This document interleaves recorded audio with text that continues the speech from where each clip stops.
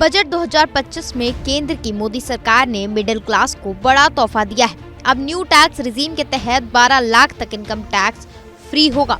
Standard deduction को जोड़कर 12,75,000 का इनकम टैक्स फ्री कर दिया गया है।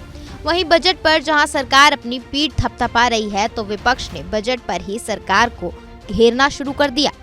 टैक्स स्लैब में 12 लाख छूट पर कांग्रेस सांसद प्रियंका गांधी वाड्रा तो मोदी सरकार पर बुरी तरह भड़क गई। उन्होंने सरकार से सवाल पूछ लिया कि पहले ये तो बताएं कि कितने लोग टैक्स भरते हैं। देश में 12 लाख कितने लोग इतना कमा पा रहे हैं। आज संसद में बजट की चर्चा हुई। ठीक है, इन्होंने कहा मिडिल क्लास के लिए ये जो टैक्स का स्लैब है इसको 12 लाख तक कर दिया, 12 लाख तक मुफ्त है, टैक्स नहीं होगा। ठीक है, लेकिन कोई इनसे पूछ रहा है कि कितने लोग इस देश में, कितने लोग टैक्स भरने लायक हैं? कितने लोग इतना कमा भी रहे हैं कि वो टैक्स भरेंगे, कि वो 12 लाख रुपए कमा पाएंगे एक साल में? मैं बताती हूं, 7 करोड़ लोग, लेकिन 135 करोड़ जनता टैक्स नहीं भर पा रही है। 135 करोड़ जनता इतना कमा ही नहीं पा रही है।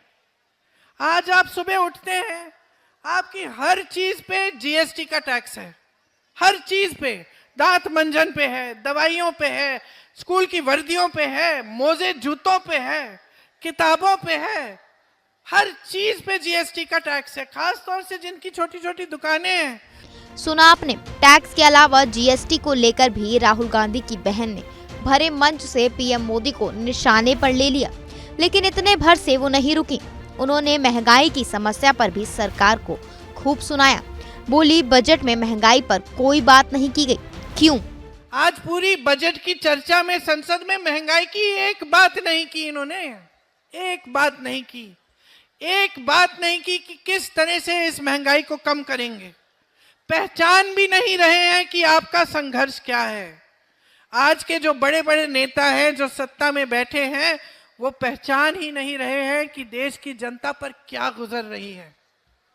आप संघर्ष कर रहे हो रोज रोज। दरअसल कांग्रेस की महासचिव और सांसद प्रियंका गांधी शनिवार को दिल्ली विधानसभा चुनाव का प्रचार करने चांदनी चौक गई थी।